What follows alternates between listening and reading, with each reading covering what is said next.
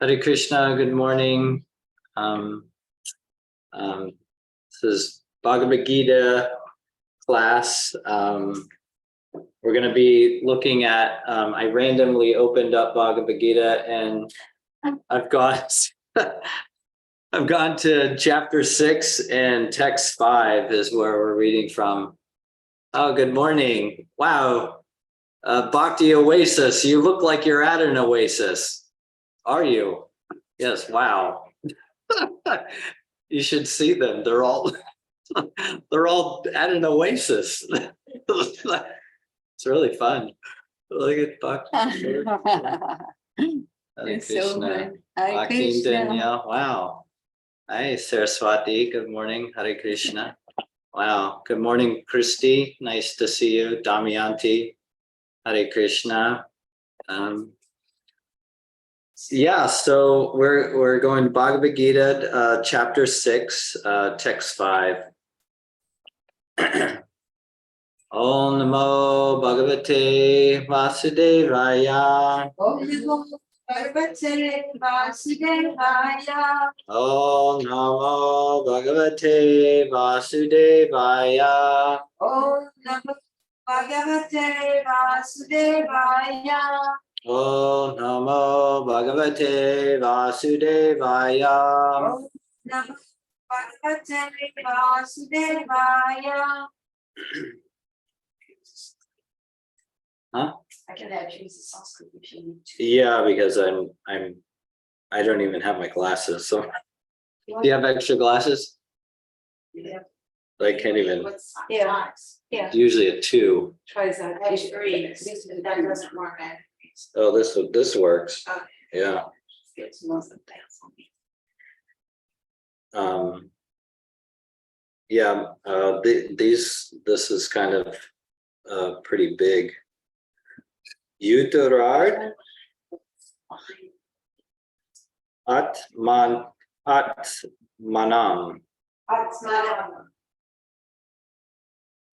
Not Aman. Avasya Deyat. Am I saying that correct? Are you doing 6-5 or 6-6? 6-5. I don't see that. Yeah, I don't have the same. I don't know. That's 6. Oh, I guess that's what you are. Okay, Atmanu. Atmanam. Advas Advas. Yastyat. Yes. Atmanmava. Atmava. He. Atmano. Bandayar. How do you say that one? Bandu. Bandur. Okay, the R silent. When you do one forward, you look at here. Okay. Well, let me do that. Yeah, it's easier. I'm gonna go word for word. Atarat. Udarat. One must deliver. Atmana. By the mind. Atmanam. The conditioned soul. Na. Never. Atmanam. The conditioned soul. Avasyat. Avasya Dayat. Put into degradation. Degradation. Put into degradation. Degradation.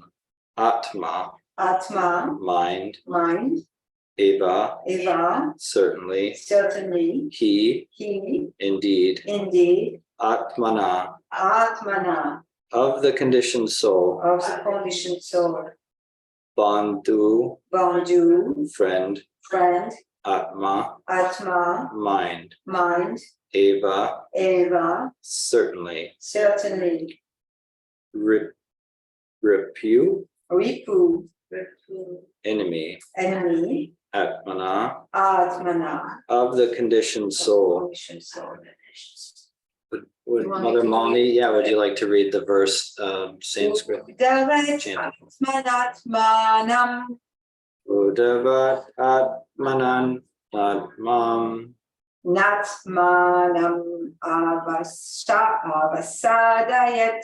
Natamam Apasadayat Atmaivaya manobamju. Atmaivaya Atman Bandhu Atmaivaripu atmanaha. Atmaivaripu Atmana Udaret atmanatmanam. Udaritatmatatmanam Natmanam avasadayat. Natamam Avasadayat Atmaivayat manobandhu. Atmaivayo Atman Bandhu Atmaivaripu atmana. Atmaivaripur Atmana Udaret atmanatmanam. Udaretatmatatmanam Natmanam avasadayat. Natamam Atrasadayat Atmaivayat manobandhu. Atmaivayat Atmano Bandhu Atmaivaripu atmana. Atmaivaripur Atmana.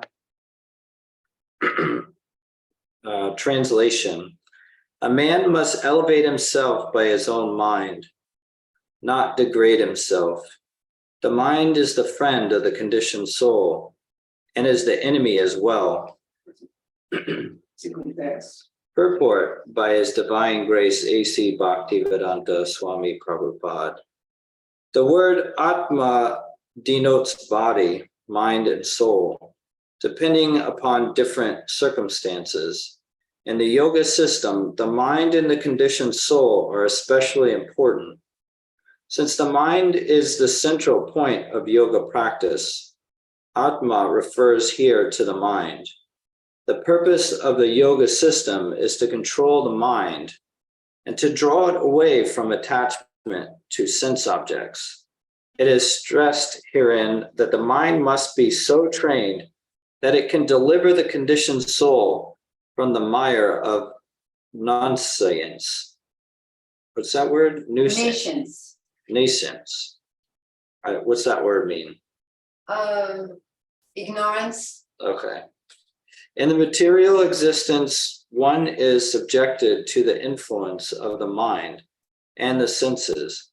In fact, the pure soul is entangled in the material world because of the mind's ego, which desires to lord it over material nature.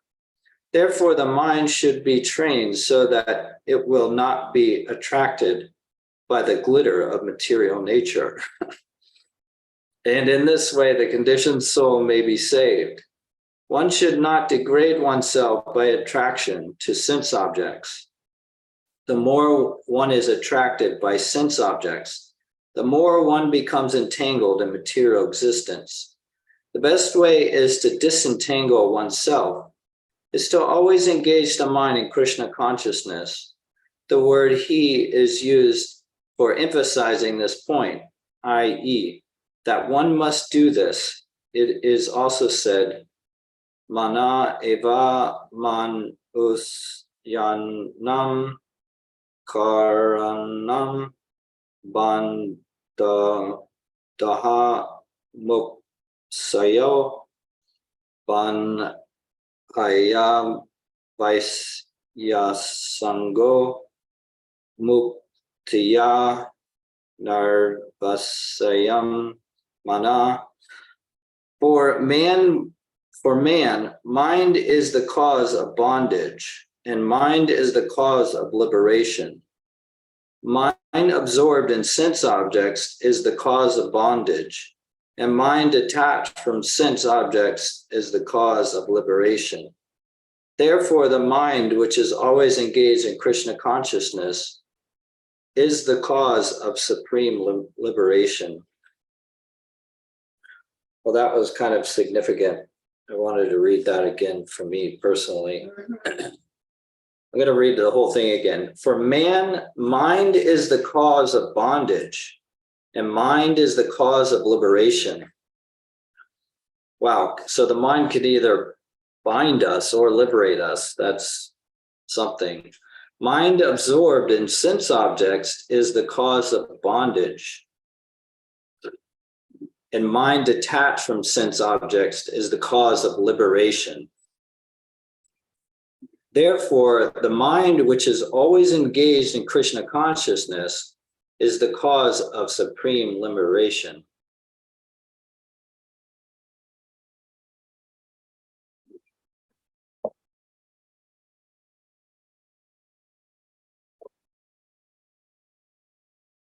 Namo Vishnu Padaya Krishna Prastaya Bhutale Srimate Bhaktivedanta Swamiti Namani Namaste Saraswati Devi Gaurvani Pacharani Nivashesha Srimati Pastyati Shatani.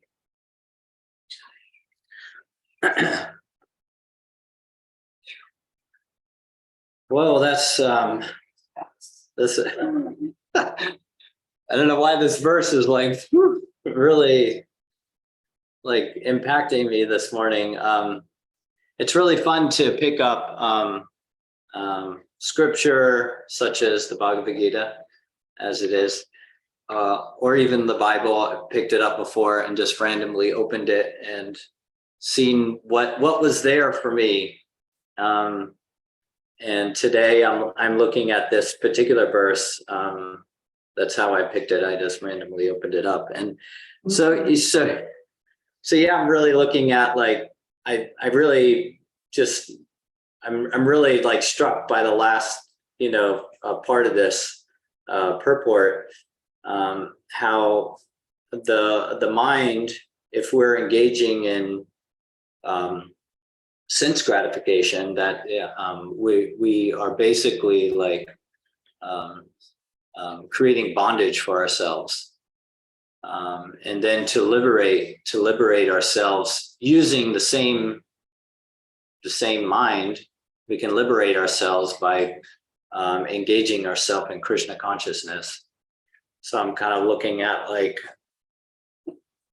my life, as a whole, just kind of, for my younger years, and not really focusing on like my God consciousness and like what does that really mean, my relationship with God, more like trying to create some meaning and connection and joy, find joy and peace through my senses, and not really just kind of not really finding peace and joy and connection. It always seems like it was temporary, like this temporary experience of like, oh, I'm experiencing joy, but then it would be gone. It would just like this fleeting experience, engaging my mind in that way, and not really having like real guidance on like how to live this life, how to use my mind, my body.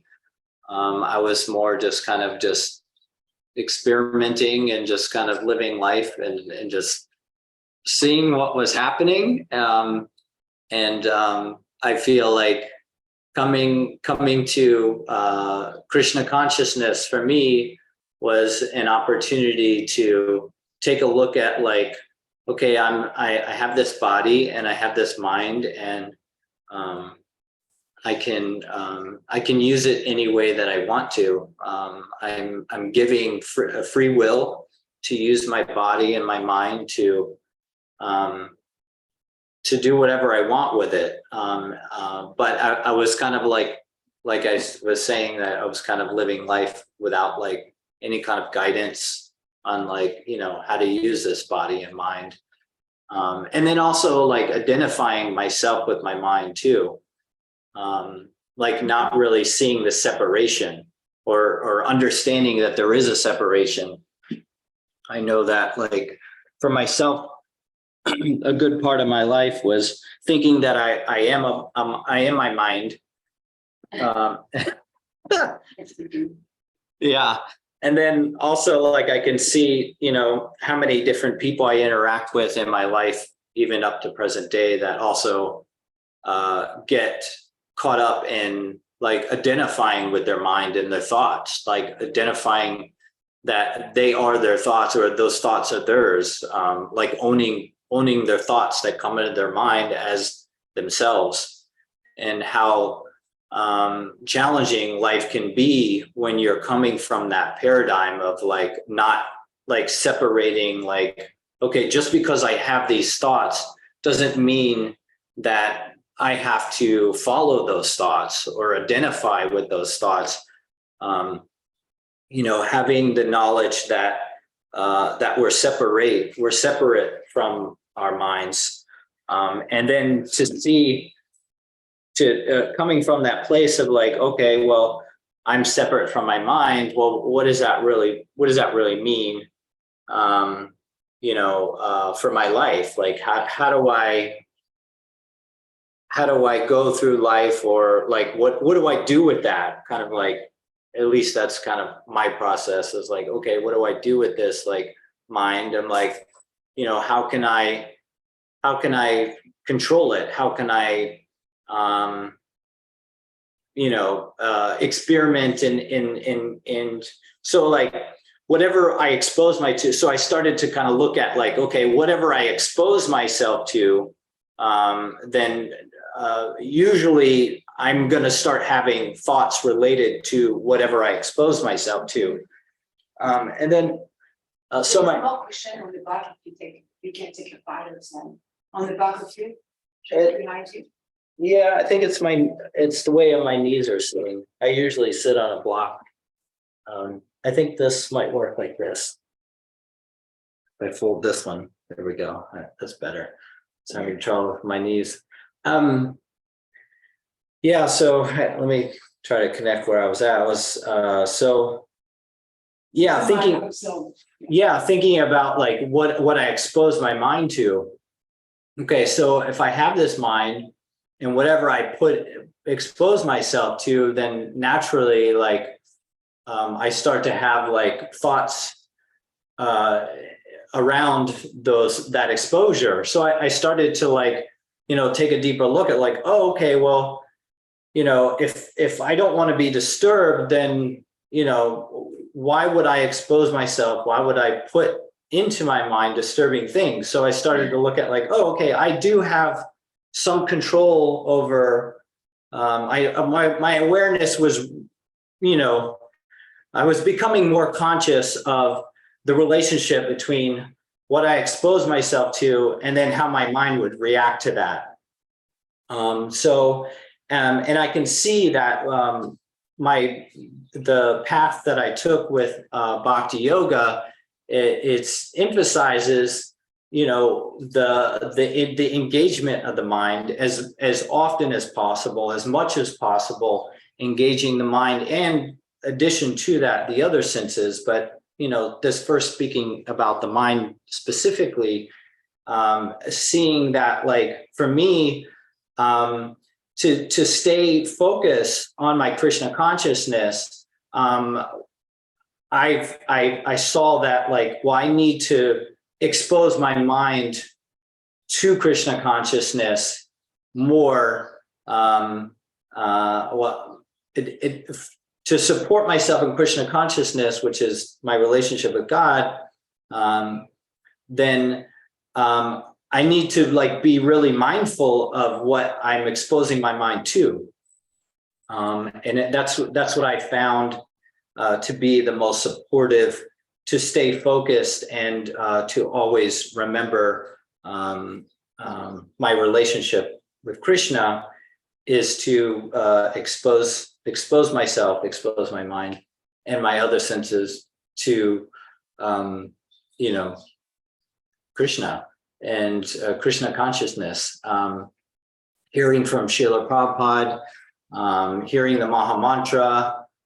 There's lots of different ways, even conversations with, I'm finding recently, I'm having a lot of really nice conversations with, I'm meeting some new Christian friends, and we're having some really nice conversations about like how to stay focused on our Krishna consciousness or our God consciousness, and speaking to them, they're identifying as, God is a little bit different in the names, but it's the same, it's the same notion and idea, so I'm really been appreciating engaging in those conversations recently on like how to support each other to stay focused in our service and our relationship to God. So yeah, I was like, I want to connect to this verse again. Yeah.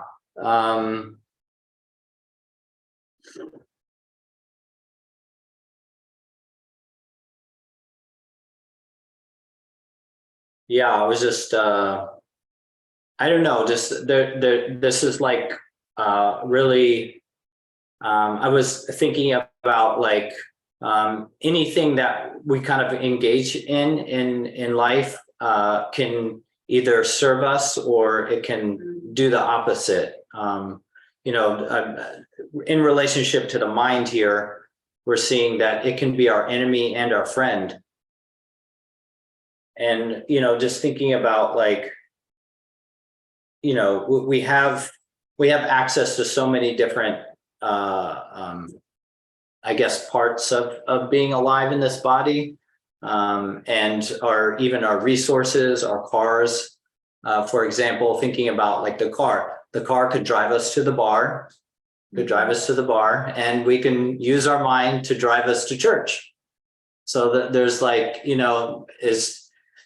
just kind of looking at like, we have choice, we have free will, and that's our independence from our creator. And then we use our minds to make choices, and we use our minds to focus on whatever we want to focus on. We have the choice to focus on whatever we want to focus on. And the most supportive way that we can support our focus on Krishna consciousness is to make choices that would support that. So that's what I was thinking about in regards to this first. Would anybody like to share anything about this verse and what it means for you? Well, go ahead. Well, I was surprised when I read it. Of course, it makes perfect sense, but I know for myself, I'm so angry at my mind all the time, and I'm always seeing my mind as my enemy. And by looking at the verse, I'm thinking I don't have to see my mind as my enemy. If I take more control of it, it can be my advocate. But I don't ever think of it that way. So I feel like this verse helps me to try to think of it more that way.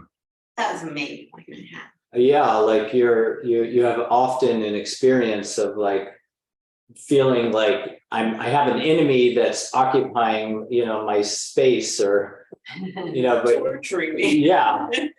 Yeah, but you're seeing something in this verse, is giving you a different perspective on like your relationship with your mind. Yeah. So I'm really appreciating it. Yeah, nice. Thank you for sharing. Would you like to share something? No, I to hear more from you about what Kim said about like, okay, is a mind a separated entity Yeah. that does what it does? Like I'd like to hear more from you. You'd like to? Connected with what Kim said. Okay. Because like, okay, it's an enemy, that means it's a separate entity, or is a separated entity as a friend, but like, where is the responsibility? Or like, I'd like to hear more about what Kim shared. Okay. Well, I guess I'm thinking about like, perspective. It seems like with this verse, Kim's looking at an alternate perspective on seeing like, it doesn't need to be my enemy. It could, be my friend. And in that it could be like a means of guidance. It's like, why am I being tormented by my mind? Well, I'm like, I don't know, maybe I'm just like this is kind of what's coming up for me, like I'm in the moment. I'm thinking that like, it's communication. It's communication from Krishna, that maybe we're engaged in an activity that's not conductive for our Krishna consciousness. Maybe we could potentially take a deeper look at maybe there's something that we're neglecting in our life. That's what's coming up for me, because I'm just thinking that times in my life when I've been disturbed, there's a disturbance there. So like, what's happening in my life, or what am I engaged in that maybe there's a result of having this, like looking at like the law of karma, for every action there's a reaction. I mean, it may be something that I'm doing in my life that I'm unconscious to, that is creating this, disturbance. That's kind of what's coming up for me. But I also know that like, okay, there's past life karma that we could be experiencing in this life. It doesn't necessarily mean something we did a year ago or 2 years ago or in this lifetime. So that comes into play as well. But for me personally, I'm looking at like, how even like the relationship with pain. Pain can be torturous. It can be like it can pull us into like some dark places, some depression. We can go there with, if we're experiencing pain on a regular basis. But that pain could also be communication to wake us up to something that we're unconscious to. So that's kind of what I'm kind of looking at with the relationship with the mind, and how it can, on one perspective, be our enemy if we, if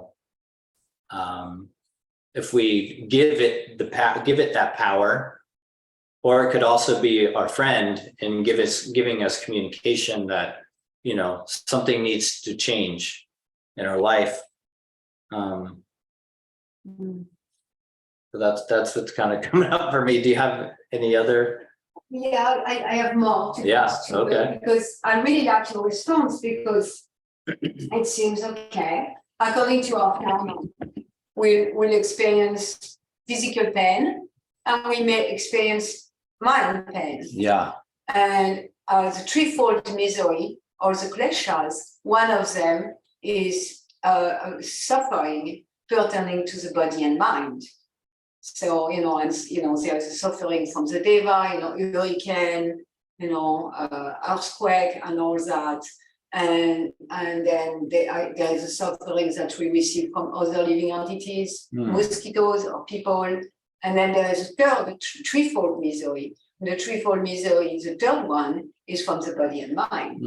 So that misery is going to be there. Yeah. Now, so when we read like, a man must elevate himself by his own mind, not degrade himself, it seems that it's radical responsibility.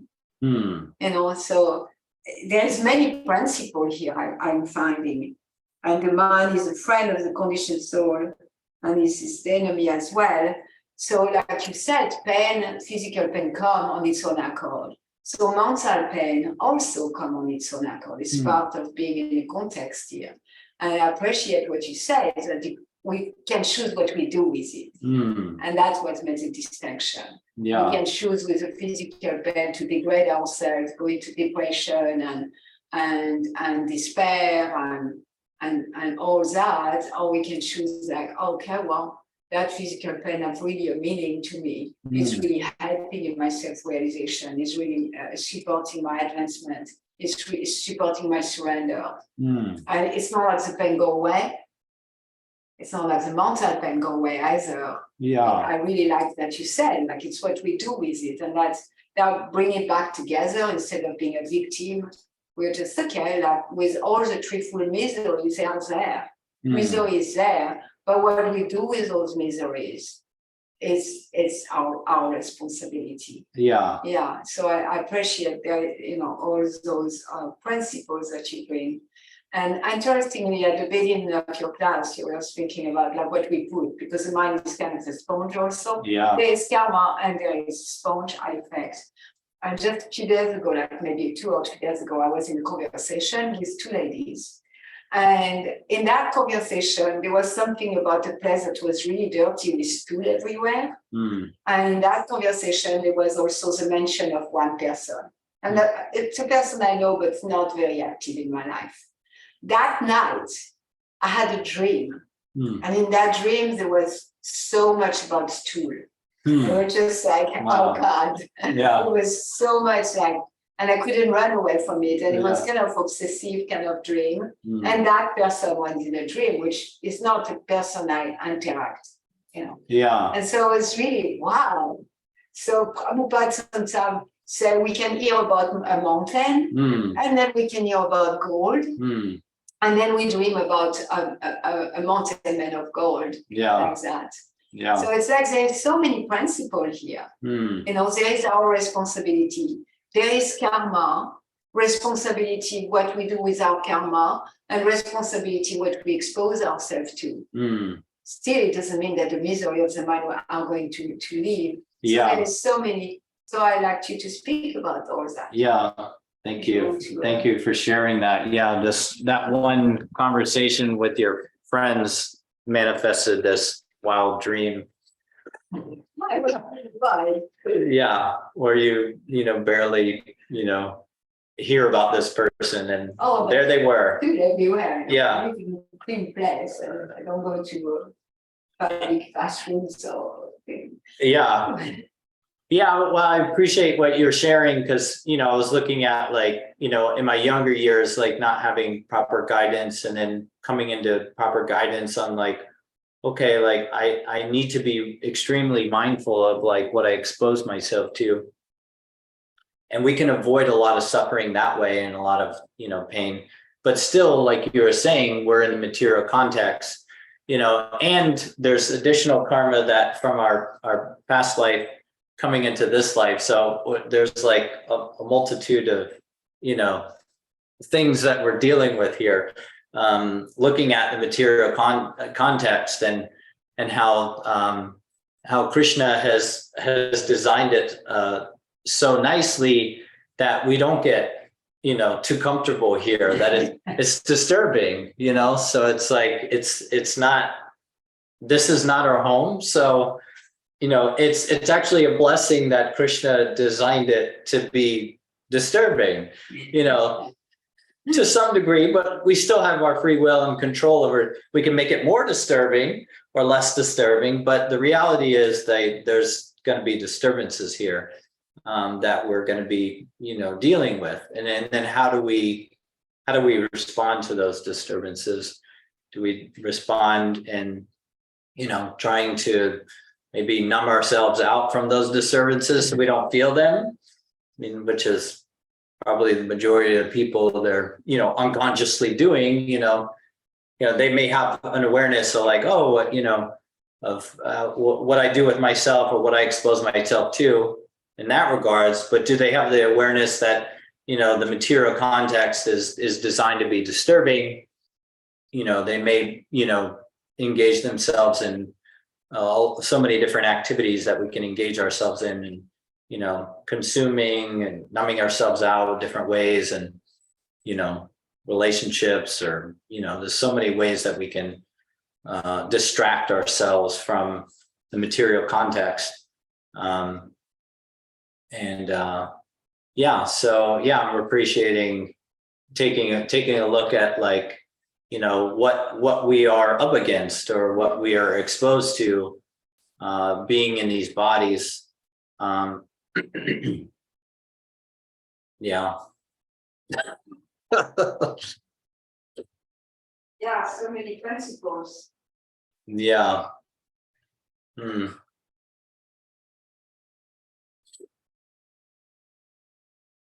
You have a question? And another comment. Okay, another comment. Right now, I have a very real life example of all this for me, Okay. because I'm fasting right now. Oh, yeah. So there's my mind has two voices yelling at me all the time. Wow. You can stop fasting, you can eat, it's not gonna hurt you, what are you Yeah. doing? And I have this other voices that saying, no, this is good for you, you should do this, you're strong enough, you're able, And I've tried to fast many times, and usually this voice wins out, But for some reason, saying that voice was my enemy. But then this voice, for some reason, this time has been my advocate, my friend, And part of it has been putting the right things into my mind. All during this, I've been reading the right things to support the fast, So even though I said before that I always see my mind as an enemy, for some reason this week it has been my friend. Wow. Yeah. By putting the right things in my mind, I think. So that's kind of a real, Could you say more about the right things that you've been? Oh, for me just now, because I have to admit, there's many reasons I'm doing the fast, but a lot of it's health. So I've really been feeding my mind with why it's good for me and what the benefits are. Okay. And it's been strengthening my mind. Nice. So, if it was spiritual goals, obviously it'll work the same way. Yeah. So you're seeing that by reading content that supports the reason why you're fasting, like that supported you to not listen to the other side. The side of my mind. Yeah, the side of your mind was like, forget it. Yeah. Nice. Yeah. So you're seeing that the choices that you made supported you. Yeah. Finally, my mind is being my advocate. Yeah. I think that's a great example of looking at like how we can, make choices, use our mind to make choices to support our commitments and our like we're like our knowing of where we stand. I can't think of the word. Our truths. Yeah. To stay focused on our truths. Thank you. Bhakti Oasis. Hare Krishna. Oh, you unmuted yourself? There you go. Hi, Krishna. I really appreciate you having so much courage this morning to give an impromptu class. It's very inspiring for me. I love where you took this. I was really excited to see where you would go. This verse is, I've not read this one before, and it feels very aligned with my personal process of what's happening for me in my life. And I'm connecting with everything that you've shared and that everyone else has shared. And also the higher taste principle, the idea of, because I come from yes, no, good, bad, black, white. That's the paradigm that I've been in. So I'm always going to do this. I'm never going to do that. I'm stopping today, 100%, 0%. It's been very difficult. It's not been a good process for me. So I think what I'm hearing is that if we follow Prabhupada's plan for us, if we follow the prescription, then we get the cure. And so it seems that we can engage ourselves in activities. We're going to engage ourselves in activities. Our mind is going to seek out things to think about and want to take us places. And our job is to kind of shepherd it in some ways, and following a path that's been marked out for us by somebody who has expert navigation skills is going to get us the results that we want to obtain, that Srimad Bhagavatam and Bhagavad Gita are outlining. So I think that's what I'm hearing from this verse is when we come up with an idea, it's probably going to go wrong. When I come up with an idea, it's probably when I try, I'm like, oh, this is going to make me happy. This is going to get the result that I want. Then it's likely not going to turn out the way that I want it to, you know. But when I just do the thing that has been going on for 5,000 years since time immemorial, then things are going to be much better for me. And that's the message I'm getting this morning, is engage in the higher taste and see what happens. Take the challenge, do the experiment. Yes, thank you for sharing. I appreciate you highlighting that our mind is going to be active, and to guide the mind in a direction that's going to be the most supportive for us, by, you know, following the prescription that's, you know, true. It's a formula that's been, you know, used, you know, for, you know, eternity, basically, you know, and we're being given this formula, and to, you know, steer your mind to that formula and give yourself to the formula, and, you know, and you know, not be frustrated with yourself and your senses that you don't know what to do, is, you know. Yeah. And so I'm appreciating your mood. Thank you for sharing.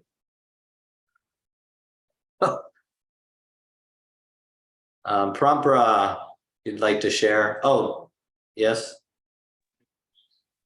Hare Krishna. So can you hear me okay? Yes.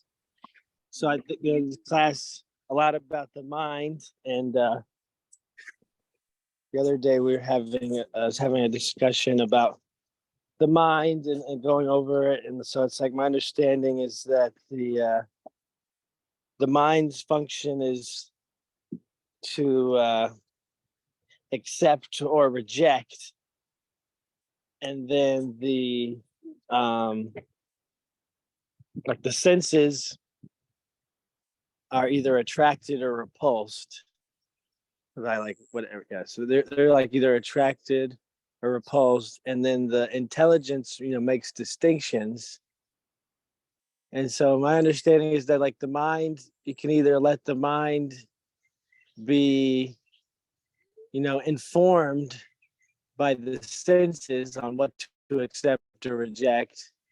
So basically, so the mind, like the senses, whatever the senses are attracted to, then the mind accepts that, and whatever the senses are repulsed by, the mind rejects that. And then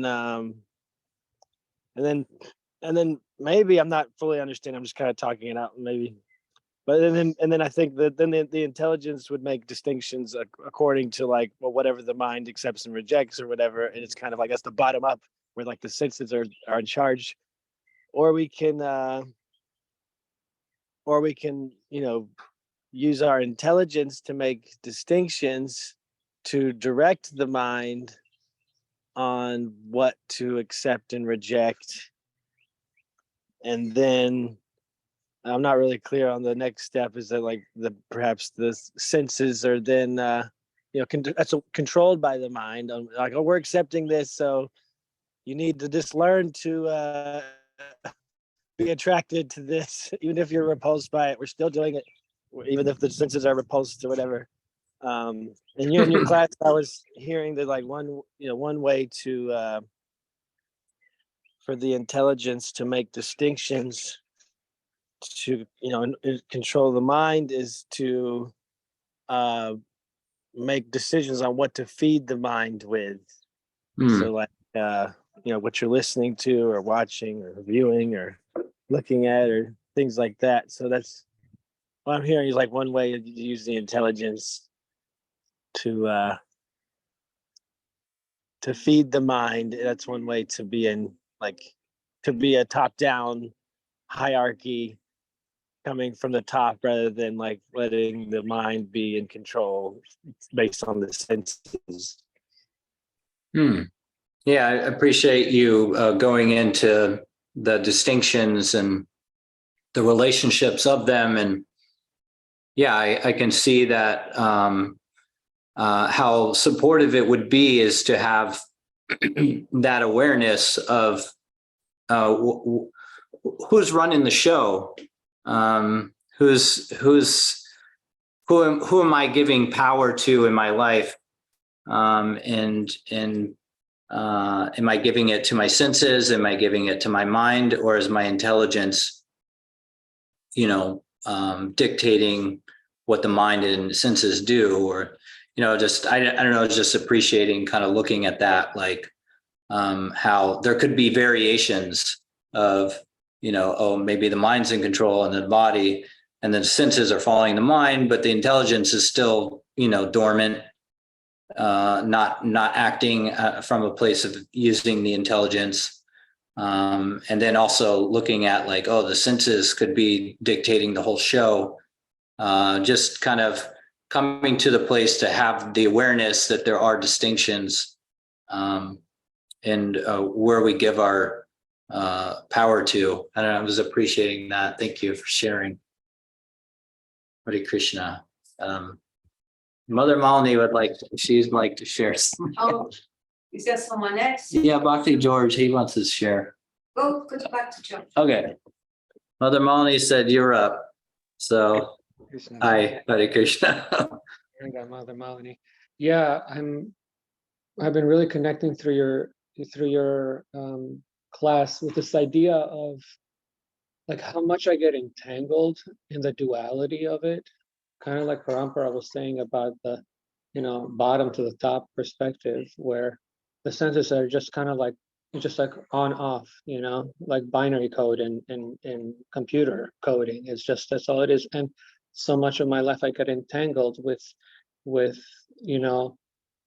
judging myself and judging my mind. And I appreciated very much when you pointed out in your class, not to judge our mind, but to also not identify with it. Like, to what extent am I judging and identifying with this mind? And this train of thought led me to think about seeing from the eyes of a Vaishnav, like someone in, like the opposite of nescience, that word that came up in the opposite of nescience, like knowledge, seeing through the eyes of knowledge, seeing through the lens of a Vaishnav. And so much of my association and things that I had allowed my mind to be entangled with, even growing up as a teenager, and even growing up like hanging out with people and like hearing phrases like she's hot or he's hot, like said no Vaishnav ever, like no Vaishnav ever said that. Yeah. and so thinking about really recalibrating and not identifying with the thoughts, and then putting the positive, because like I think even Danielle said, it's not just enough to see like, okay, like the mind and the senses are giving me this information, but then it's like the positive. It's like how would Prabhupada see it? How do people that are not in nescience, that are not in ignorance, how to engage positively with the context, right? And not getting entangled in the duality of like, oh, my mind thought that, so I'm a terrible person who thinks that. Like, just know, like, thank you for sharing, and also like engage positively, like through the eyes of a Vaishnav. That's what I'm connecting with. Yeah, thank you. Thank you for sharing. Yes, appreciating you taking a look at like how supportive it is to not necessarily have any judgment on what you're thinking. I mean, there's distinctions on like, do I want to continue to have these thoughts, but also to not like, let it affect you like personally. It's just like, oh yeah, I had that thought, but I'm not owning it. I'm not like, that's not me. Still like separating yourself from it. Yeah. And then also like, yeah, looking at like, if we have like proper knowledge and how supportive that knowledge is, to have that new perspective on just living life and being in these bodies and dealing with our mind and how to relate to it. Yeah, Exactly. Hare Krishna. Hare Krishna, thank you for sharing. There was a chat, but I'm gonna click on that. Let's see. The mind and senses are binary, but the intelligence is not. I don't know where that came from, Gurus. I think that was Damayanti. Yeah. Was that Damayanti? Did you make that comment in the chat? No, I it was made- Parampara. Yeah, I made that comment. It was kind of following up what George was saying. Oh, okay. Nice. Thank you. Hare Krishna. Mother Malini has something else to share with us. Well, now, I really appreciate everybody's comments and Garuda, where you went with the class, because it really bring it to all together. Hmm. Like George sharing about the devotee, the pure devotee. And we are, Srila Prabhupada is leading the way. He's leading you the way by his example and his teaching. Why? To bring our mind and our intelligence to decide of the goal. Hmm. Because the intelligence only discriminate or make distinction when we have a goal. Otherwise, the intelligence make distinction on what? Yeah, right. Like, Yeah, we need something. yeah. And so I was wanting to keep this experience of fasting and constantly hearing about the goal. Right. Constantly hearing about the goal. And then your intelligence is in charge. Hmm. And then your senses, even your tongue, you said, I don't want to eat. The tongue is just repulsed by the idea of eating and attracted for not eating, which, if you didn't have that goal, your senses will not be so clear about what to do and what to speak about the mind. The mind will be like, yeah, donuts, I accept. Oh, carrots, ooh, I reject that, like that, because you're constantly hearing about the goal. Hmm. So of course, we need to feed the intelligence with what you were saying. Is like, bringing it all together, and that's connected with Bhakti Daniel's comments about the higher test. Hmm. So if we feed the higher test is, the example of a pure devotee wanting to be in that platform, wanting to serve Krishna with purity, completely like act every moment out of love for Krishna as the pure devotee does.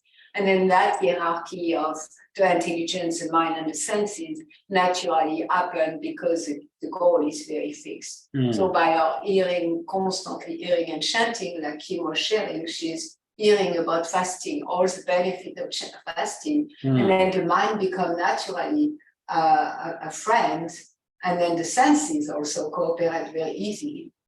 So I was just appreciating everybody's comment and how they bring a comprehensive approach to everything you said. Yeah. Yeah. You can turn back your way. Yeah, I appreciate you pointing out, how it's, it seems like a complete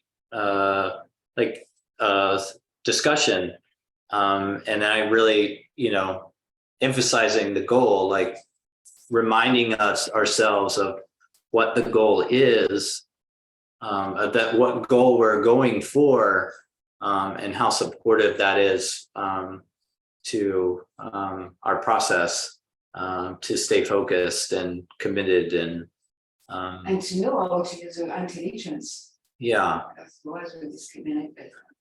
Right, yeah, and it's like the guiding compass for the intelligence. Yeah, because the intelligence would just kind of be like, well, where am I and what's happening? Yeah, and I could completely relate to that in my younger years, just like, what is this? What do I do? Where am I going? What's happening?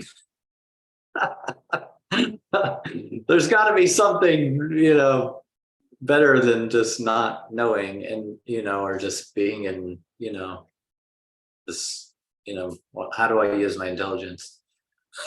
Well, I know how to keep myself from, crazy situations, but, okay. But beyond that, yeah. So anyway, And it's for everything. People who want to have like muscle, yeah, you know, like they have a goal and they think they accept doing heavy lifting of things in the gym, sure. you know, they reject couch potatoes. Yeah, And the some of us goal. want to be comfortable, you know, they just go it. Yeah, there's the goals there. Big muscles. I think your wife. Can be useful. Oh, hi. Damiante, did you want to share something? Yeah. Thank you for your class. I just I'm reflecting on my experience last night going out to downtown to share Prabhupada's books with whoever we run into. And I just thinking about how much easier it is for me to have like to come from my soul Mhm. in service to the spiritual master and directly sharing spiritual knowledge and spiritual consciousness, and be ready to support anyone we meet out. Anyway, I'm distracted because the kids are talking in the background, but hold on a second.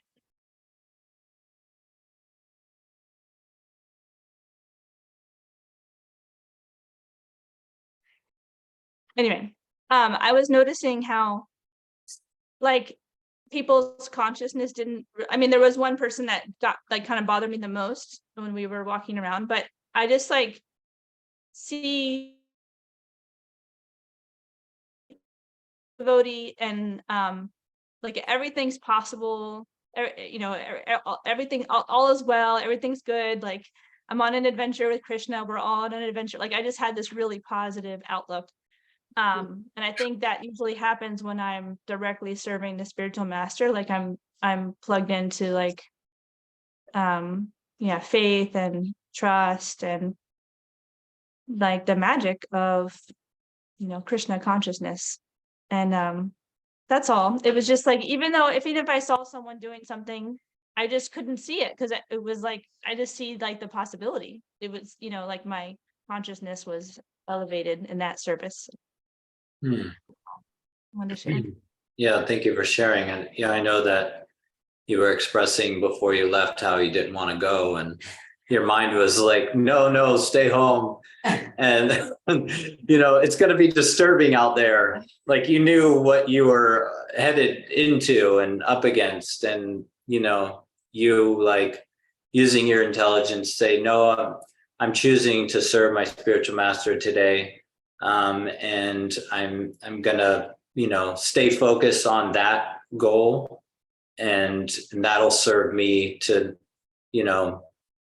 kind of not be so affected by the disturbances that are out there. Zombies. Down, cigarette smoke and alcohol, whatever, stuff's going on down there.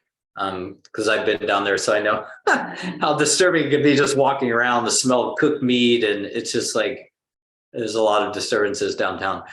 But anyway, so thank you so much for sharing and giving yourself to serving Srila Prabhupada. Hare Krishna.